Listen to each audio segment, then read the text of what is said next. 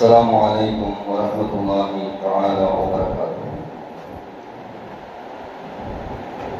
الحمد لله رب العالمين، والصلاة والسلام على سيد المرسلين وعلى آله وأصحابه أجمعين.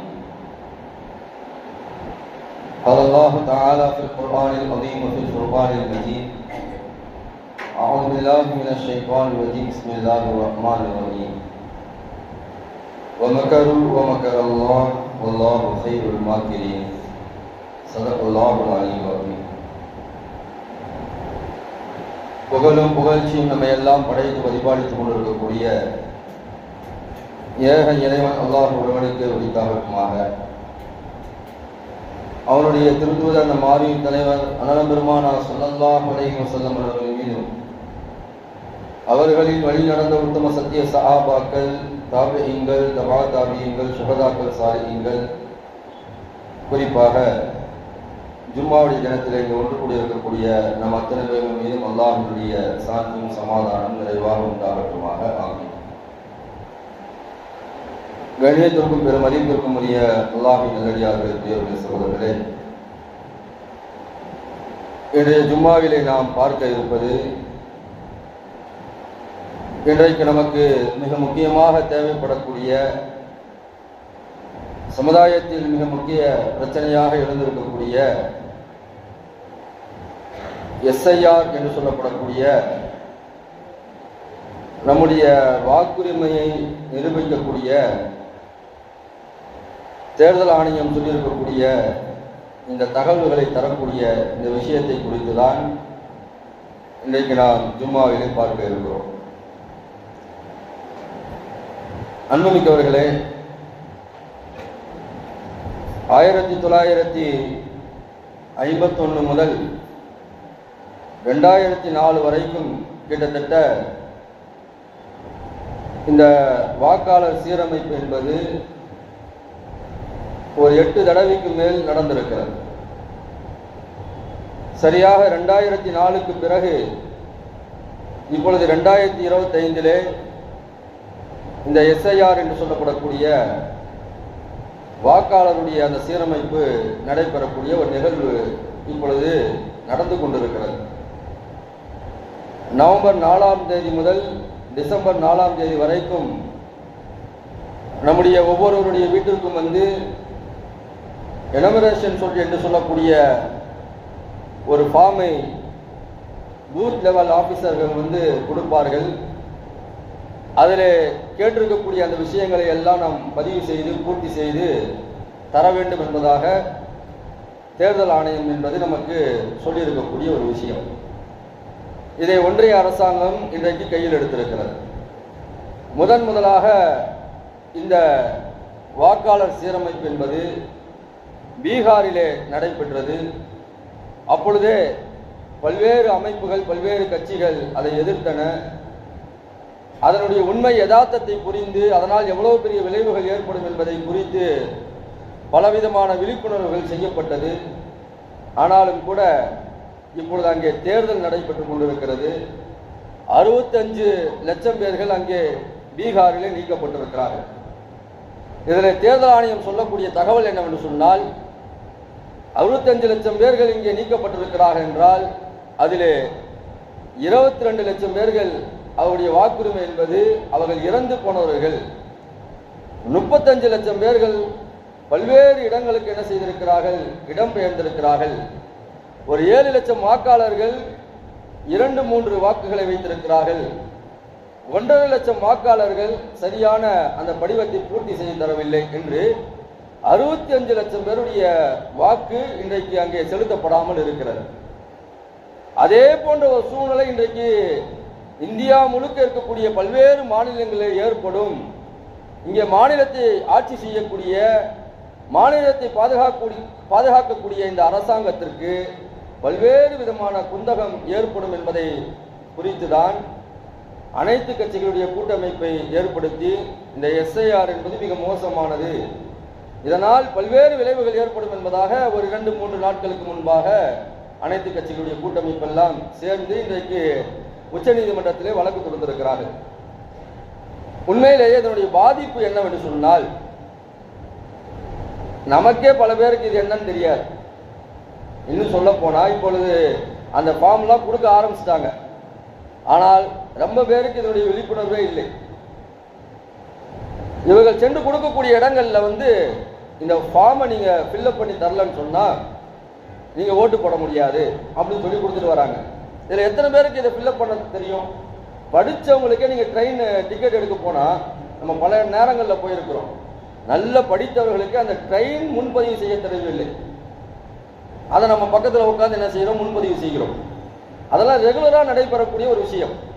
ஆனால் இது எப்பொழுதோ ஒரு தடவை நடைபெறக்கூடிய ஒரு வாக்காளர் சீரமைப்பு கிட்டத்தட்ட 20 ஆண்டுகளுக்கு பிறகு இப்பொழுது நடைபெறுகிறது. பாமர பொதுஜன மக்களுக்கு இதனுடைய விழிப்புணர்வு எல்லாம் கண்டிப்பாக இருக்கவே முடியாது.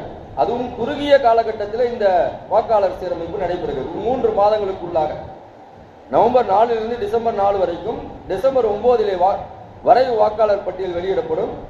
அதற்கு பிறகு அதுல ஏதாவது ஒரு ஆட்சேபனை இருந்தது என்று சொன்னால் ஜனவரி 8ஆம் தேதி வரைக்கும் தெரிவிக்கலாம். அதற்கு பிறகு அந்த மாசத்திலே என்ன செய்யறது, ஜனவரி 31 வரைக்கும் என்ன செய்யணும், அதனுடைய தீர்வு காணப்படும். 7/2/2026 அன்றைக்கு முழுமையான வாக்காளர் பட்டியல் வெளியிடப்படும். கிட்டத்தட்ட நவம்பர் 4 பிப்ரவரி 7ஆம் தேதி வரைக்கும் நம்ம பார்த்தோம்னு சொன்னா ஒரு 3 மாத காலம்தான். இதற்குள்ளாக தமிழகத்தில் இருக்கக்கூடிய கிட்டத்தட்ட 6.5 கோடி மக்களுடைய கணக்கெடுப்பு எப்படி எடுப்பார்கள் என்பதாக நம்மால் யோசித்து கூட பார்க்க முடியவில்லை. டோர் பை டோராக நாங்கள் சென்று இதை சீரமைப்பு செய்வோம் என்பதாக சொல்கிறார்கள். எப்படி டோர் பை டோரா போய் இதை சீரமைப்பு செய்வார்கள் என்றும் நம்மால் விளங்க முடியவில்லை. இதற்காக வேண்டி கிட்டத்தட்ட ஒரு 68,000 பணியாளர்கள் நியமித்திருக்கிறார்கள். 6.5 கோடி எங்க இருக்குது, 68,000 பேர்கள் எங்கே இருக்கிறார்கள்? ஒரு வீட்டுக்கு 3 தடவை வராங்க என்பதாக சொல்கிறார்கள். ஒரு தடவை வரதே பெரிய விஷயம். 3 தடவை வருவார்கள் என்பதாக சொல்கிறார்கள். அதற்கு பிறகு இதில் எத்தனை பேர்கள் படித்தவர்கள் இருக்கிறார்கள், படிக்காதவர்கள் இருக்கிறார்கள், இடம் பெயர்ந்தவர்கள் இருக்கிறார்கள், தன்னுடைய ஊர்ல இல்லாம வெளியூர்ல வியாபாரம் செய்யக்கூடியவர்கள் இருக்கிறார்கள், வீட்டையே பூட்டி வச்சுட்டு இங்க இருக்கக்கூடியவர்கள் எல்லாம் இருக்கிறார்கள். இவருடைய வாக்கெல்லாம் கண்டிப்பாக என்ன செய்யப்படும், சிதறடிக்கப்படும். இதுதான் இன்றைக்கு இருக்கக்கூடிய ஒன்றிய அரசாங்கத்தினுடைய நோக்கம்.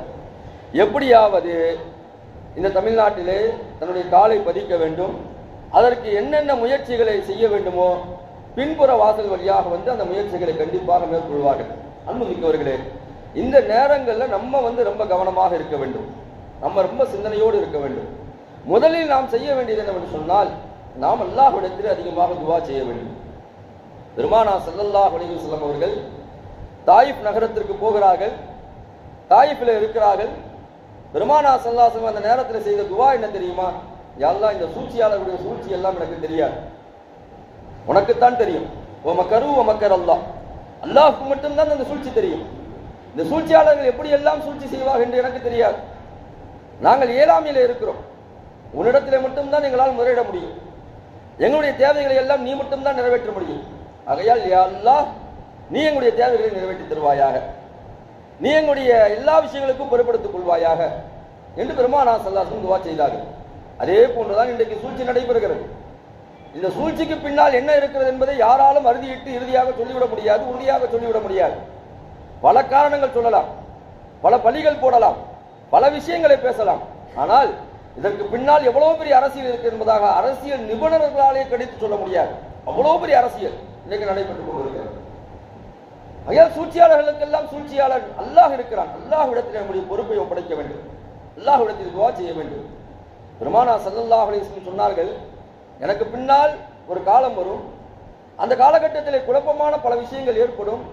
எந்த அளவுக்கு என்று சொன்னால் உங்களுடைய உரிமைகள் எல்லாம் பறிக்கப்படும் என்று பெருமானா ஸல்லல்லாஹு அலைஹி வஸல்லம் சொன்னார்கள். அந்த நேரத்தில் சஹாபாக்கள் கேட்டார்கள், யா ரசூலல்லாஹ், அது மாதிரி உரிமையை பறிக்கப்படக்கூடிய நேரத்தில் நாங்கள் எப்படி நடந்து கொள்ள வேண்டும், எப்படி இருக்க வேண்டும் என்பதாக கேட்கும்போது பெருமானா ஸல்லல்லாஹு அலைஹி வஸல்லம் சொன்னார்கள், நீங்கள் செய்ய வேண்டியதை செய்து விடுங்கள், நீங்கள் என்ன செய்ய வேண்டுமோ அதை செய்து விடுங்கள், பிறகு அல்லாஹ்விடத்தில் துஆ செய்யுங்கள். நம்ம செய்ய வேண்டிய கடமை என்ன? வாக்குரிமை. நம்முடைய வாக்கை சரியான நேரங்களில் சரியான இடத்துல சரியான நபருக்கு நம்ம என்ன செய்ய வேண்டும்? செலுத்த வேண்டும், வாக்கு செலுத்த வேண்டும். பல பேர் என்ன செய்யறாங்க சொன்னா, இன்னைக்கு இருக்கக்கூடிய இஸ்லாமியர்களை புதிதாக உருவாகி இருக்கக்கூடியவர்கள் அதெல்லாம் வாக்கெல்லாம் செலுத்தக்கூடாது. நம்ம இஸ்லாமிய நாட்டிலேயே வாழ்றோம். நம்ம வாழ்றது வந்து ஒரு இது மாதிரியான நாட்டில் வாழ்றோம். இப்படியெல்லாம் வாக்கெல்லாம் செலுத்தக்கூடாது. நல்ல ஆட்சியாளர்களையே நாம் தேர்ந்தெடுக்க போகிறோம் என்பதெல்லாம் சில பேர்கள் பேசி ஒரு சில கூட்டத்தார்களே இருக்கிறாங்க. தேர்தலையே புறக்கணிக்கக்கூடிய சில இஸ்லாமியர்களும் இருக்கிறார்கள். தேர்தல் அரசியல் எல்லாம் எங்களுக்கு தேவையில்லை, தேர்வு அரசியல் தான் எங்களுக்கு தேவை என்பதாக பேசி தானும் கெட்டு அடுத்தவனையும் கெடுத்து வேற ஒரு ஆட்சியாளர்கள் வந்து உட்கார்ந்துட்ட பிறகு புலம்ப வேண்டியது. அதனால நம்முடைய வாக்குரிமையை நாம் சரியான முறையில் சரியான நேரத்தில் சரியான இடத்துல பதிவு செய்ய வேண்டும்.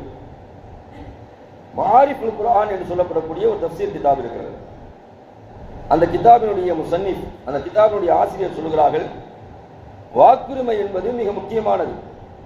அந்த வாக்கை கண்டிப்பாக யாரெல்லாம் வாக்காளர்களாக இருக்கிறார்களோ, அந்த வாக்கை செலுத்தக்கூடிய வயதை அடைந்து விட்டார்களோ, வாக்குரிமை யாரெல்லாம் பெற்றிருக்கிறார்களோ அவர்கள் அந்த வாக்கை சரியான முறையிலே செலுத்த வேண்டும் என்பதாக நம்முடைய மார்க்கம் சொல்கிறது. அதற்கு அவர்கள் சொல்லக்கூடிய விஷயம் 3 விஷயங்களை முன்வைக்கிறார்கள்.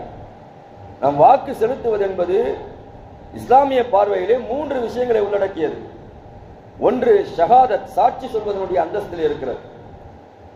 இவர் நல்லவர், இவர் வல்லவர், இவர் தேர்ந்தெடுக்கப்படக்கூடிய தகுதியானவர் என்பதாக நம்ம ஒருத்தருக்கு சாட்சி சொல்றோம் பாருங்க. ஷஹாதத், திருமணத்தில் சாட்சி கையெழுத்து போடுறோம், சில பத்திரங்கள்ல சாட்சி கையெழுத்து போடுறோம்னு சொன்னா நம்ம யாரின் மீது நம்பிக்கை இருக்கிறதோ அவங்களுக்கு தான் சாட்சி கையெழுத்து போடுவோம். சில பேர்லாம் நம்மளை வந்து கூப்பிடுவாங்க, அதாவது இந்த இடத்துல நான் பணம் வாங்குறேன் எனக்கு சாட்சி கையெழுத்து போடுவேன்னு சொன்னா நம்ம போடுவோமா? போனா திரும்பி வருமா? இல்லாட்டி நம்மளே வந்து பிடிச்சிக்குவோம். யார் திரும்பி தருவாங்களோ அது மாதிரியான ஆளுக்கு என்ன செய்வோம்? சாட்சி கையெழுத்து போடுவோம். அது மாதிரி வாக்குரிமை என்பது சாட்சியினுடைய அந்தஸ்தில் இருக்கிறது. அதுல நீங்க பொய் சொல்லிவிடக்கூடாது என்பதாக நம்முடைய மார்க்கம் சொல்கிறது. வச்சித்தனிபு கௌல ஸூர், பொய் சாட்சி சொல்வதை நீங்கள் தவிர்த்து கொள்ளுங்கள் என்பதாக அருமை நாயகம் ஸல்லல்லாஹு சொன்னார்கள். பொய்க்கு எந்த நேரத்திலையும் நாம் உதவியாக இருந்து விடக்கூடாது. அதனால நம்முடைய வாக்கு என்பது நாம் செலுத்தாவிட்டால் இன்னொருத்தவர் அதை செலுத்துவதற்கு தயாராக இருக்கிறார், அதற்கும் நாம் இடமளித்து விடக்கூடாது. அதை முன்வைத்துதான் இந்த சீரமைப்பெல்லாம் ஏற்படுத்தப்பட்டிருக்கு என்பதாக சொல்கிறார்கள். நாம் செலுத்தாத வாக்குகளை கள்ள வாக்குகளின் மூலமாக, கள்ள ஓட்டுகளின் மூலமாக வேறு ஒருவர் செலுத்திக் கொண்டிருக்கிறார். அதனால் நம்ம அதை சரியான முறையில் செலுத்த வேண்டும். இது ஷஹாதத்துடைய அந்தஸ்து என்பதாக சொல்கிறாங்க. இரண்டாவது ஷஃபாஅத், ஒருவருக்கு சிபாரிசு செய்யக்கூடிய ஒரு அந்தஸ்தை பெற்றது என்பதாக குர்ஆனில் அல்லாஹ் தஆலா சொல்கிறான். முஸன்னிஃப் அவர்கள் நமக்கு சொல்கிறார்கள், நீங்கள் ஒருவருக்கு நல்லவருக்கு சாட்சி சொன்னீர்கள் என்று சொன்னால், சிபாரிசு செய்தீர்கள் என்று சொன்னால் அதற்கு உங்களுக்கு நன்மை இருக்கிறது. தீமையான விஷயங்களுக்கு நீங்கள் சிபாரிசு செய்தீர்கள் என்று சொன்னால் அதற்குரிய தீமையும் உங்களுக்கு இருக்கு என்பதாக குர்ஆனிலே அல்லாஹ் பேசுகிறார். மை ஷஃபாஅத்தன் ஹஸனத்தன் அய்யகுல்லஹு கிஃப்லும் மின்ஹா, நல்ல விஷயத்துக்கு நம்ம சிபாரிசு செய்யும் போது நமக்கு அதுல ஒரு பங்கு இருக்குது. ஒருத்தர் வந்து பள்ளிவாசல் கட்டுறதுக்காக வேண்டி நம்மகிட்ட வந்து கேட்டு வராருன்னு சொன்னா இது உண்மைதான், இந்த பள்ளிவாசலுக்காக வேண்டி நீங்க செலவு செய்யுங்க என்பதாக நம்ம சிபாரிசு செய்தோம் என்று சொன்னால் நம்ம காசு கொடுக்கல, இன்னொருத்தர் காசு கொடுத்தாரு. ஆனால் யாரின் மூலமாக கொடுத்தார்? நாம் சிபாரிசு செய்ததன் மூலமாக கொடுத்தார் என்று சொன்னால் கொடுத்த நபருக்கு அல்லாஹ் தஆலா எந்த ஒரு நன்மையை தருவானோ சிபாரிசு செய்த நமக்கும் அல்லாஹ் தஆலா நன்மையை தருவான். தீமையான விஷயங்களுக்கு நீங்கள் சிபாரிசு செய்தீர்கள் என்று சொன்னால் அதே அளவுக்கு உங்களுக்கு தீமை எழுதப்படும். ஒருத்தன் வந்து தவறான விஷயத்துக்காக வேண்டி சிபாரிசு செய்ய சொல்றான். இன்னைக்கு பல விஷயங்கள் தவறான விஷயங்களுக்கு தான் சிபாரிசு. நீங்க லஞ்சம்லாம் எப்படி விளையாடுகிறது என்று சொன்னால் தவறான விஷயங்களுக்கு தான். இப்போ அதற்கு சிபாரிசு செய்யும் போது அதற்குரிய தீமையும் நமக்கு உண்டு என்று குர்ஆனிலே அல்லாஹ் தஆலா சொல்லி காட்டுகிறார். வாக்குரிமை என்பது ஷஃபாஅத், சிபாரிசு செய்வதனுடைய அந்தஸ்திலே இருக்கிறது. மூன்றாவது ஹஜ்ரத் அவர்கள் சொல்லுவார்கள் வக்காலத், ஒருவரை பொறுப்பிலே நாம் நியமிப்பதனுடைய அந்தஸ்திலே இருக்கிறது. திருமணத்துல வந்து ஒருத்தர் வந்து மணப்பெண்ணுக்கு வந்து வக்கீலாக நியமிப்போம். அந்த பெண்ணுக்குரிய எல்லா விதமான விஷயங்களும் அந்த வக்கீல் தான் என்ன செய்வார்? பொறுப்பெடுத்துக் கொள்வார். அது மாதிரி நம்ம ஒரு ஆட்சியாளரை தேர்ந்தெடுக்கிறோம் என்று சொன்னால் நாம் ஒருவர் போடக்கூடிய அந்த ஓட்டு ஒட்டுமொத்த தமிழகத்திற்கும் ஒட்டுமொத்த இந்தியாவிற்கும் அது ஒரு வாக்காக மாறுகிறது. எத்தனையோ பேர் ஒரு ஓட்டுல வந்து போனவங்கலாம் இருக்காங்க பாத்தீங்களா? அது மாதிரி நம்முடைய வாக்குரிமை என்பது ஷஹாதத், சாட்சி சொல்லக்கூடிய அந்தஸ்தில் இருக்கிறது. ஷஃபாஅத், சிபாரிசு செய்யக்கூடிய அந்தஸ்தில் இருக்கிறது. வக்காலத், ஒருவருக்கு நாம் வக்கீலாக இருக்கக்கூடிய அந்தஸ்தில் இருக்கிறது. ஆகையால் அந்த வாக்குரிமையை நீங்கள் சரியான நேரத்திலே சரியான நபருக்கு நீங்கள் செலுத்துங்கள் என்பதாக நம்முடைய மார்க்கம் சொல்கிறது. அதை நாம் சரியான முறையில் செய்ய வேண்டும், சரியான நபருக்கு நாம் கொடுக்க வேண்டும். இப்போ இதெல்லாம் நம்ம செய்யணும்னு சொன்னா நம்ம முதல்ல வந்து என்ன செய்யணும்னு சொன்னா அல்லாஹ்ட்ட அதிகமாக துஆ செய்யணும். அதெல்லாம் ஏற்கனவே நான் சொன்னேன். நம்மை சுற்றி நிறைய சூழ்ச்சிகள் நடைபெறலாம். எஸ்ஐஆர் போன்ற நிறைய சட்டங்களை எல்லாம் நம்ம முன்னாடியே பார்த்தாச்சு. என்ஆர்சி, என்பிஆர், சிஐஏ சட்டங்கள் எல்லாம் இதற்கு முன்னோடிகள். இன்னைக்கு 1987க்கு முன்னாடி பின்னாடின்னு சொல்லிட்டு இந்த எஸ்ஐஆர்ல இந்த சட்டத்தை கொண்டு வரான். 1987க்கு முன்னாடி பிறந்தவங்க எந்த ஆவணத்தையும் காட்ட தேவையில்லை, அவங்க பர்த் சர்டிபிகேட் காட்டினா மட்டும் போதும். அதற்கு பின்னாடி பிறந்தவங்க 2004 அந்த வாக்காளருடைய அந்த பட்டியலில் இருந்தாங்கன்னு சொன்னா அவங்களுடைய அத்தாவதை மட்டும் காட்டினா போதும். அதற்கு பின்னாடி பிறந்தவங்க இருந்தாங்கன்னு சொன்னா அவருடைய ஆதாரத்தையும் காட்டணும், அவங்க அத்தாவுடைய ஆதாரத்தையும் காட்டணும், அவங்க அம்மாவுடைய ஆதாரத்தையும் காட்டணும், எல்லாத்தையும் காட்டணும்னு சொல்லிட்டு இன்னைக்கு இந்த விஷயங்களை எல்லாம் இவங்க சொல்லி இருக்கிறாங்க. இதெல்லாம் எப்பன்னு சொன்னா ஒருவர் தன்னுடைய விஷயத்தை சரியான முறையில் பூர்த்தி செய்ய முடியவில்லை என்று சொன்னால் அந்த பிஎல்ஓ ஆபீசர்ஸ் என்ன செய்வாங்க, இந்த ஆதாரங்களை எல்லாம் கேட்பார்கள், அப்பொழுது கொடுக்கலாம். ஆனால் பொதுவாக இந்த படிவத்தை பூர்த்தி செய்ய வரும்போது எந்த ஆவணங்களையும் நாம் அவர்களிடத்தில் தர வேண்டிய அவசியம் கிடையாது. அந்த ஃபார்மை ஃபில்அப் பண்ணி தரலாமே தவிர நம்முடைய பர்த் சர்டிஃபிகேட்டையோ நம்முடைய தாய் தந்தையுடைய டெத் சர்டிஃபிகேட்டையோ அல்லது பாஸ்போர்ட்டையோ அல்லது வேற என்னென்ன கேட்குறாங்களோ எதையும் கையில் தர வேண்டிய அவசியம் கிடையாது. அதெல்லாம் ஃபார்மில் ஃபில்அப் பண்ணி நம்ம தரலாம் என்பதாக நமக்கு வழிகாட்டுதலை தந்திருக்கிறார்கள். எந்த ஆவணங்களையும் கையிலே கொடுக்க வேண்டிய அவசியம் இல்லை. ஆனால் இது மாதிரியான சூழ்ச்சிகள் எல்லாம் நடைபெறக்கூடிய இந்த நேரத்தில் நாம் அருமை நாயகம் ஸல்லல்லாஹு அலைஹி வஸல்லம் சொன்னதை போன்று அல்லாஹ்வும் குர்ஆனிலே சொன்னதை போன்று நாம் அல்லாஹ்விடத்தில் கையேந்த வேண்டும். பல சூழ்ச்சிகள் நம்மை சூழ்ந்து நடைபெற்றுக் கொண்டிருக்கிறது. இந்த சூழ்ச்சிகள் நடைபெறும் போது அல்லாஹ் தான் சூழ்ச்சியாளனுக்கெல்லாம் சூழ்ச்சியாளன். அந்த அல்லாஹ்விடத்திலே நாம் துஆ செய்ய வேண்டும். யா அல்லாஹ், இவர்களுடைய முடிவை உன்னுடைய கையிலே நான் விட்டு விடுகிறேன், இவர்களுடைய விஷயத்தை நீ பார்த்துக்கொள் என்பதாக நாம் அல்லாஹ்விடத்திலே பொறுப்பை சாட்டி விட்டோம் என்று சொன்னால், முதலில் அல்லாஹ்விடத்திலே துஆ செய்து விட்டோம் என்று சொன்னால் இந்த மாதிரியான எத்தனை விஷயங்கள் வந்தாலும் கூட அதெல்லாம் அல்லாஹ்விடத்தில் தவிடுபடியாக ஆக்கி விடுவான். நீங்க வரலாற்றில் ஒரு நிகழ்வை பார்க்கலாம். மிக கொடுங்கோலான ஒரு ஆட்சி செய்தவன் இஸ்லாமிய ஆட்சியாளன் ஹஜ்ஜாஜ் இப்னு யூசுப். இஸ்லாமிய ஆட்சியாளன் தான், மிக கொடுங்கோலான ஒரு ஆட்சியாளன். பல சஹாபாக்களை கொன்று குவித்தான். கடைசியா அவனால் கொல்லப்பட்ட சஹாபி யார் என்று சொன்னால் சயீத் இப்னு ஜுபைர் என்று சொல்லப்படக்கூடிய சஹாபி. உன்னை நான் கொல்லப் போகிறேன், உன்னை நான் எப்படி கொல்ல வேண்டும் என்பதாக கேட்கிறான். அப்ப சயீத் இப்னு ஜுபைர் சொல்றாங்க, நீ எப்படி வேண்டுமானாலும் என்னை கொன்றுவிடு, ஆனால் இதற்குரிய தண்டனையை நாளை மறுமையிலே நீ அல்லாஹ்விடத்தில் அடைவாய் என்பதாக சொல்கிறார்கள். அப்ப சயீத் இப்னு ஜுபைர்ட்ட ஹஜ்ஜாஜ் இப்னு யூசுப் கேட்கிறான், உன்னை நான் மன்னிச்சு விட்டுட்டுமா என்பதாக கேட்கிறார். என்ற மன்னிப்பு கேளு, நான் மன்னிச்சு விட்டுறேன். அல்லாஹ்விடத்திலே மட்டும்தான் நான் என்னுடைய மன்னிப்பை கேட்பேனே தவிர மனிதனாகிய உன்னிடத்தில் எந்த காலகட்டத்திலையும் நான் மன்னிப்பு கேட்க மாட்டேன் என்பதாக சொல்லும் போது இவரை நீங்க கொலை செய்யுங்க என்பதாக ஹஜ்ஜாஜ் இப்னு யூசுப் கட்டளையிட்டு விடுகிறார். அவங்க என்ன செய்யப்படுகிறது என்று சொன்னால் கொலை செய்வதற்காக வேண்டி கீழே கிடத்தப்படுகிறது. அப்ப அவங்க குர்ஆனுடைய ஆயத்தை ஓதுறாங்க, குல்லு நஃப்ஸின் தாயிகத்துல் மௌத். உலகத்துல பிறந்த யாரும் நிரந்தரமா இருக்க போறது கிடையாது. நான் இன்னைக்கு போறேன்னு சொன்னா நாளைக்கு நீ பின்னாடி வரக்கூடியவன். எல்லா ஆத்மாவும் மரணத்தை சூக்கக்கூடியது என்ற அந்த ஆயத்தை ஓதிவிட்டு சிரிக்கிறார்கள்.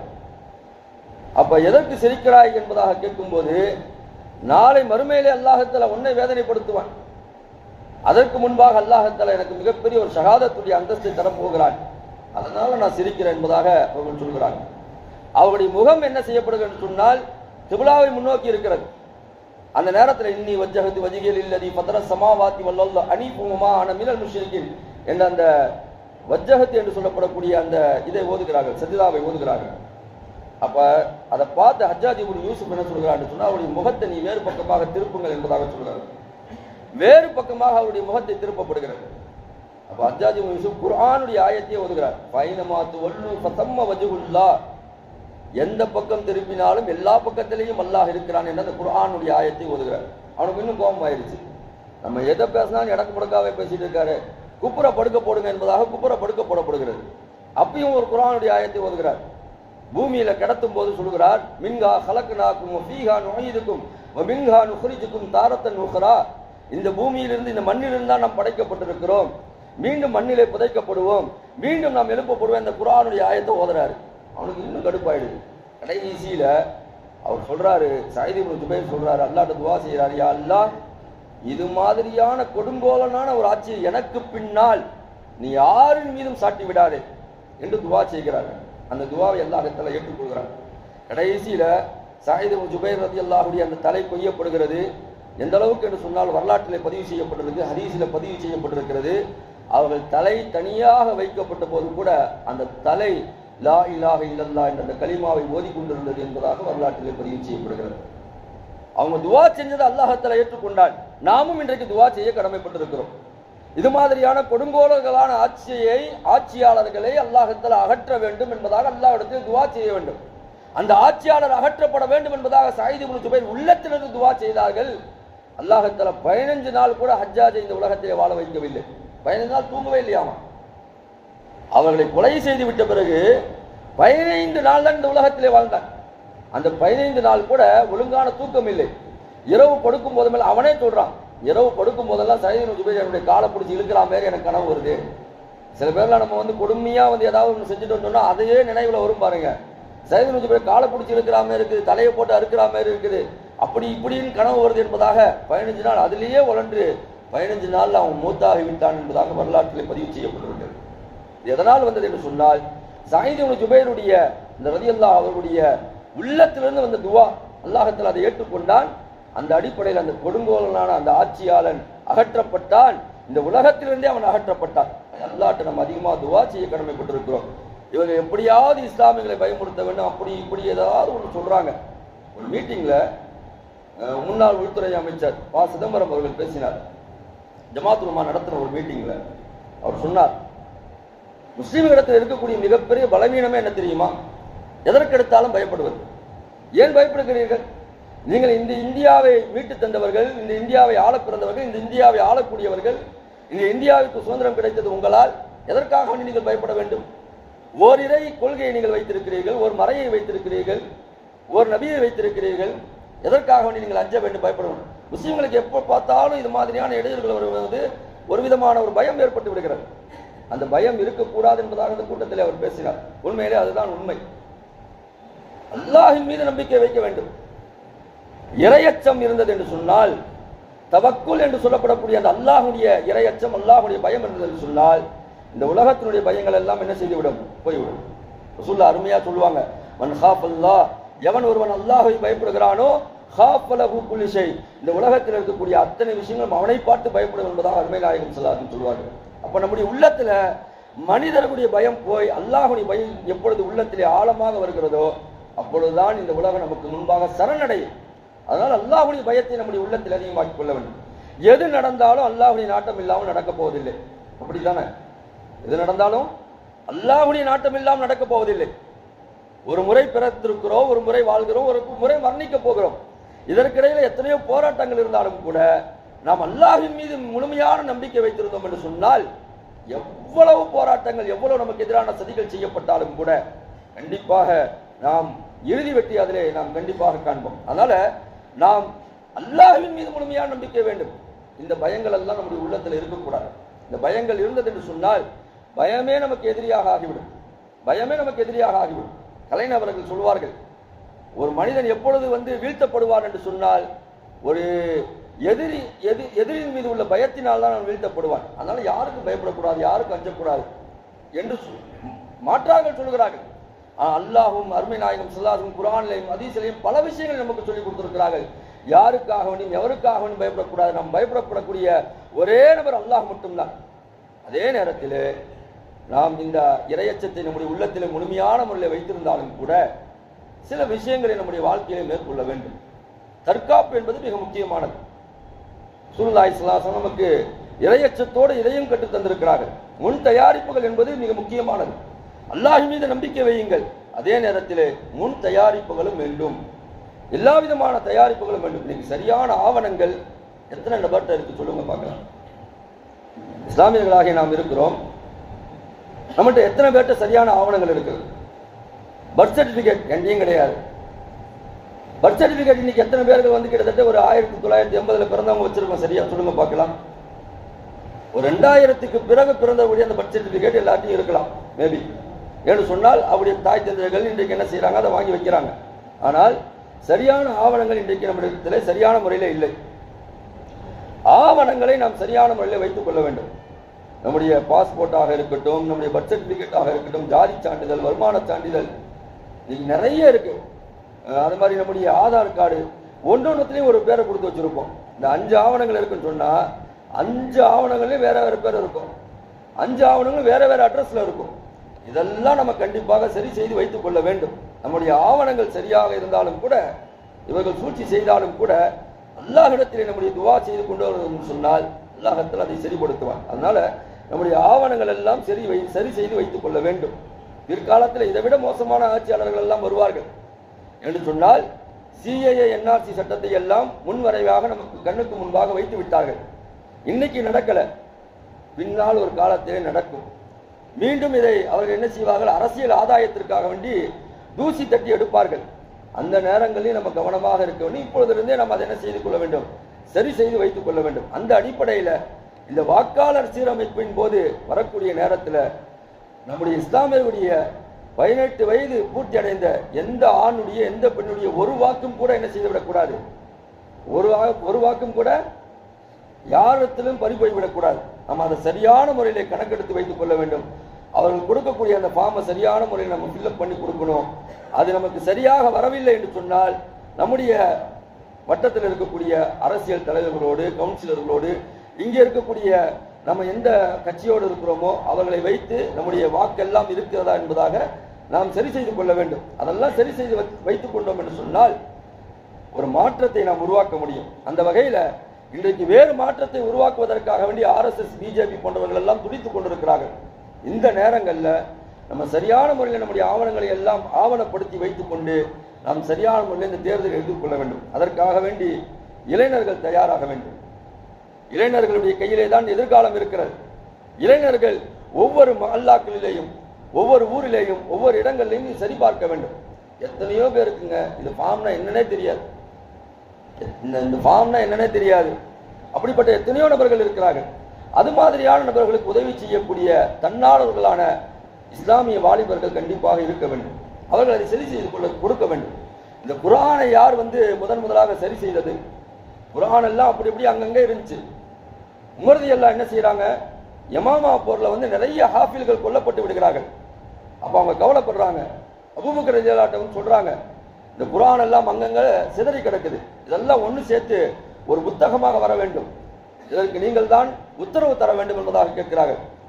அபூபக்கர்ல பயப்படுறாங்க. ரசூலுல்லாஹ் செய்யாத நம்ம எப்படி செய்ய முடியும், ரசூலுல்லாஹ்வே இதை செய்யாம விட்டு போயிட்டாங்க, நம்ம எப்படி செய்ய முடியும் பயப்படுறாங்க. ஆனா உமர் ரலியல்லாஹு திரும்ப திரும்ப கேட்கிறாங்க. இந்த உமர் ரலியல்லாஹு குறை சொல்லக்கூடிய நபர்களும் இருக்கிறார்கள். ஆனா அவர்களால் இந்த இஸ்லாமிய சமூகத்திற்கு கிடைத்த நிறைய விஷயங்கள் இருக்கிறது.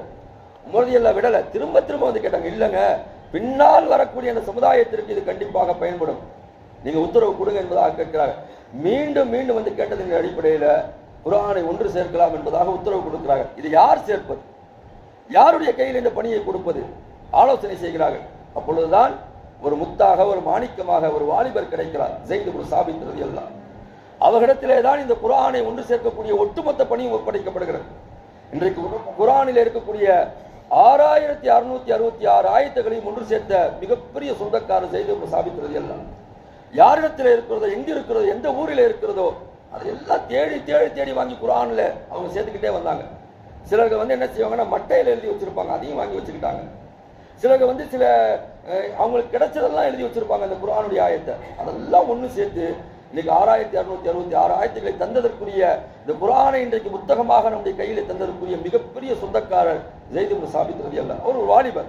அந்த வாலிபர்கள் என்ன செய்ய வேண்டும் என்று சொன்னால், இது மாதிரியாக இஸ்லாத்திற்கு எதிராக சில விஷயங்கள் வரும்போது அவர்கள் தன்னார்வர்களாக நம்முடைய இஸ்லாமிய சமூகத்தில் இருக்கக்கூடிய ஒரு வாக்கு மீனாகிவிடக்கூடாது என்பதற்காக வேண்டி அவர்கள் செயல்படும் போது கண்டிப்பாக இந்த சமூகம் பாதுகாக்கப்படும், எல்லோருடைய வாக்குரிமையும் பாதுகாக்கப்படும். அந்த வகையில் நாம் எதிர்கொண்டிருக்கக்கூடிய இந்த இக்கட்டான ஒரு சூழ்நிலையை நாம் ஒவ்வொருவரும் கண்டிப்பாக இதை கடந்து செல்ல வேண்டும், இதை கடந்தாக வேண்டும். ஆனால் யாருடைய வாக்கும் வீணாகிவிடக்கூடாது, எல்லோருடைய வாக்கும் பதிவு செய்யப்பட வேண்டும், எல்லோருடைய வாக்குரிமையும் உரிமையாக்கப்பட வேண்டும். அதனால நம்ம அத்தனை பேரும் அதுக்கு தயாராக இருக்க வேண்டும்.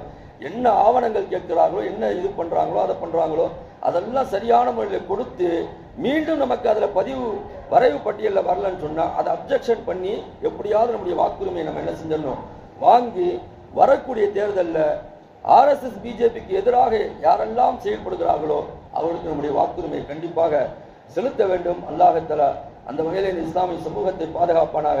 ஒவ்வொரு காலகட்டத்திலையும் அல்லாஹ் தஆலா பல கொடுங்கோல் ஆட்சியாளர்கள் அல்லாஹ்தாலா இந்த இஸ்லாமிய சமூகத்தை பாதுகாத்து தான் வந்திருக்கிறான். இவனுக்கு மேல பெரிய பெரிய ஆளுகளை எல்லாம் இந்த இஸ்லாம் பார்த்து வந்திருக்கிறது. ஆனால் இன்றைக்கு இவர்கள் எப்படியாவது குறுக்கு வழியில வந்து இந்த இஸ்லாத்தை கூறு போட்டு விடலாம் என்பதாக நினைக்கிறார்கள். அல்லாஹ்தாலா சூழ்ச்சியாளனுக்கெல்லாம் சூழ்ச்சியாளன். அல்லாஹ்விடத்திலே கையேந்துவோம். நாமும் நம்முடைய செயல்பாடுகளை சரியாக செய்து கொள்வோம். அல்லாஹ்தாலா எல்லாவற்றுக்கும் தன்னுடைய உதவியை தருவானாக என்று சொல்லி என்னுடைய வார்த்தைகளை நிறைவு செய்கிறேன். வார்த்தைதமான அல்ஹம்துலில்லாஹி ரப்பில் ஆலமீன். அஸ்ஸலாமு அலைக்கும் வரஹ்மத்துல்லாஹி வபரகாத்துஹு.